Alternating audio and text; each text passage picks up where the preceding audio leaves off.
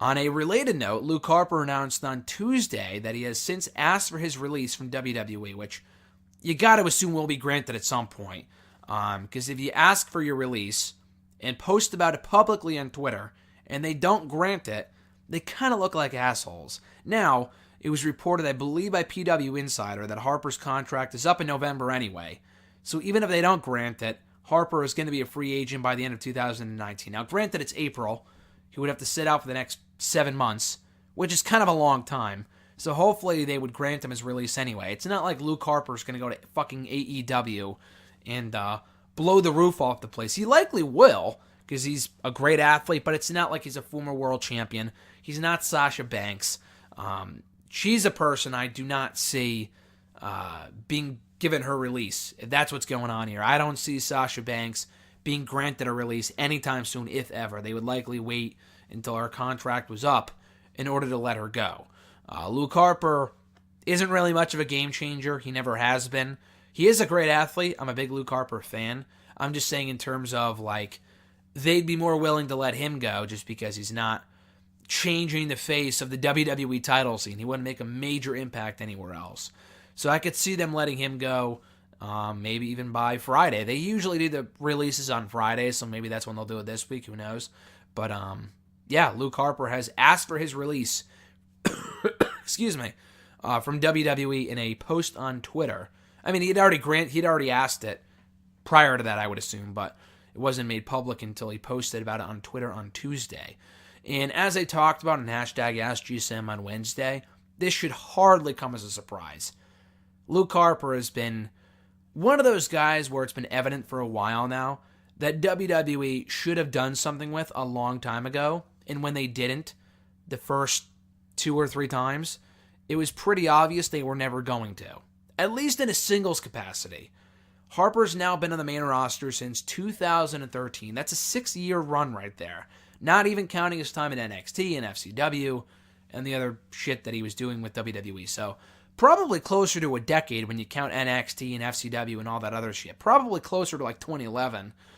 For whatever reason, that year sticks out in my mind for Luke Harper, but a former NXT Tag Team Champion, a SmackDown Tag Team Champion, 2-time SmackDown Tag Team Champion, actually. The guy's an amazing athlete. He can talk if given the chance. He was never wildly over, though, but maybe because he was never given the chance to be wildly over. That's purely my opinion. Obviously, he was designated as a follower for Bray Wyatt when the Wyatt family was first introduced, as he should have. I thought the Wyatt family was an amazing stable, an amazing idea that just amounted to nothing on the main roster. They never really booked them properly.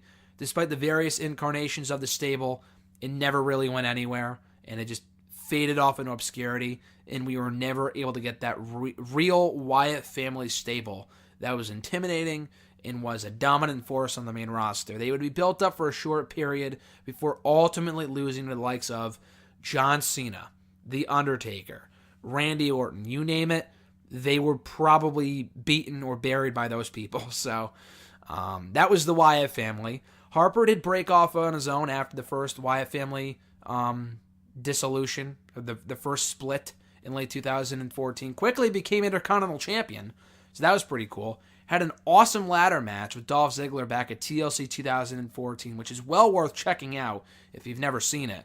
And it was probably the best Luke Harper match in his time in WWE.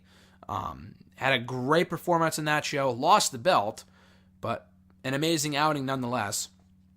And he went on to do nothing until the Wyatt family was resurrected in the summer of 2015. I think he did compete for the IC title at WrestleMania, so that was cool. But beyond that, though, they clearly had no plans for him on his own. And it sucks, because the guy was, not that he was really getting over as a singles heel, but, they had something there with him as a singles heel, but they didn't really do anything. At least he had a better future on his own than fucking Eric Rowan, who was over at first when he first turned face, and then they just used him as a stepping stone for some reason for the Big Show of all people. And then he was in, like, the Andre the Giant Memorial Battle Royal that year at WrestleMania 31. So the Wyatt family got back together, and Luke Harper was doing that for a while through, I think, 2016. Then he got hurt again. So he was, or not again, but I think he got hurt for like the first time. He was out for the better part of 2017, or 2016 rather. Came back, rejoined the Wyatt family. Did that for a while. They did the whole Bray Wyatt, Luke Harper, Randy Orton saga, which was actually awesome back at the beginning of it. I thought they told a great story there. He had some great matches with Randy Orton. He was actually getting over, too, with the audience. People were chanting Harper's name. He wasn't as over as like Kofi Kingston is right now, or as Becky Lynch is right now. But, he was getting more, that was probably the most popular point in his WWE career on his own. And they really, really, really, and I still say this to this day, they really should have incorporated them into the WWE Championship match with Bray Wyatt and Randy Orton at WrestleMania 33. The match without him sucked. It sucked. It was one of the worst, if not the worst match on that entire show. A disgrace of a WWE Championship match. So at least by adding Harper, who didn't need to win, he was never going to win. But at least by adding Harper, he could have taken the fall, and it would have been a much better match. And it would have made more sense from a storyline standpoint because Harper had involved in that angle from the very beginning. Because Harper really never trusted Orton. And they just blew that off like the fucking week before WrestleMania with Bray Wyatt beating Luke Harper in like 5 minutes. Or something dumb like that. So anyway, that was that. That was their chance to push him. They didn't. He did nothing coming out of WrestleMania. And before, I think he had a feud with Rowan, actually. They had a match of Backlash that sucked. That nobody cared about. So they did that. He was taken off TV for a number of months. They reformed the Bludgeon Brothers.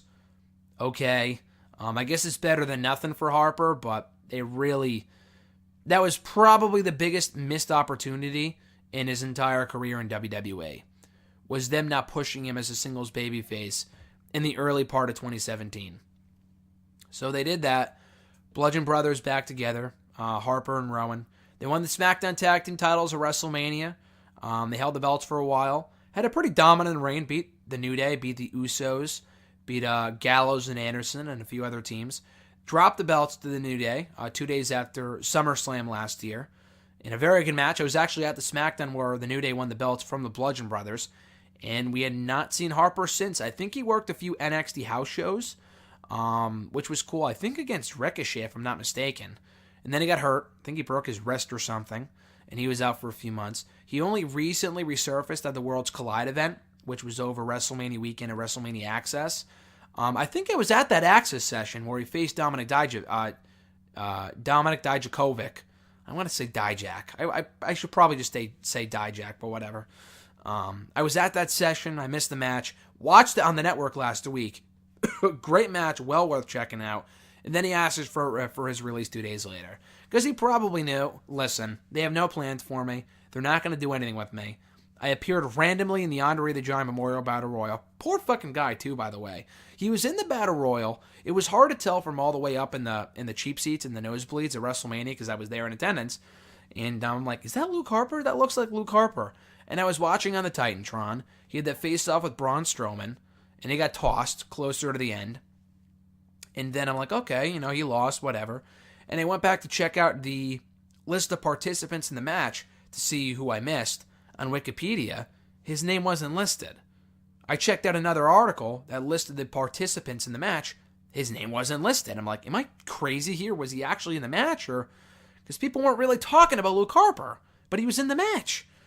I'm like, am I fucking seeing things? Like, what happened? So he was in the match because I saw he didn't talk about it on, like, no one was really talking about Luke Harper being in the match, which I thought was just fucking weird. But that was technically his last WWE match. And now he's hoping to be gone from the company if his release is indeed granted. But like I said, Luke Harper, an amazing athlete. Not to say that the guy could have been a world champion, maybe for like a day or two, if they ever prompted to put the belt on him back in 2017. But what really bothers me is that he had momentum. They had the chance to do more with him. The guy was one of the most underrated athletes in the entire roster. But I can only really name like a handful of great matches I ever remember him having on his own. Yeah, he had a couple good matches with Rowan against like the Usos and the New Day, teams like that. But beyond that, though, he was never really allowed to shine on his own. He had a couple good matches with, like I said, Randy Orton, Dean Ambrose. I remember that a couple years ago. Who was the other one that I mentioned before? Dolph Ziggler from 2014. That was about it. I really do not remember many other memorable Luke Harper matches because he was mostly a background player. He's more of a stepping stone, which is fine, but they haven't even really done that in recent months. The guy wasn't really on TV at all. He got hurt, which is one thing, but it's not like he was going to be brought back to be with Rowan, because Rowan's with Daniel Bryan right now. So they had no plans for him. He likely would have been on TV losing a fucking Rusev or something, so why not leave? Indie wrestling is booming right now. It's thriving. It's hotter than it's ever been. So why not take your talents elsewhere and be utilized better in another promotion? Ty Dillinger's probably going to aim to do that. Hideo Itami's probably going to do that by going back to Japan, Kenta, whatever. And all these other people that are looking to leave. So I can't say I blame him one bit. He probably made the best decision because he wasn't on TV anyway. He was a non-factor. Ty Dillinger was no different. The guy was going nowhere fast. Harper had way more potential than Dillinger, I thought, but he was going nowhere fast. So why not just leave? So I thought it was a good decision on his part. We'll see what's next for him. I would love to see him in Ring of Honor, New Japan, AEW even. I guess we'll find out in due time where he might end up, but if he is granted his release, he's going to have to sit out for the next 90 days anyway, so it might be a while before we find out where we'll see him. But yeah, Luke Harper would be a much better value. He would be a much more value on the independent scene compared to WWE if he's just going to be sitting on the sidelines doing nothing.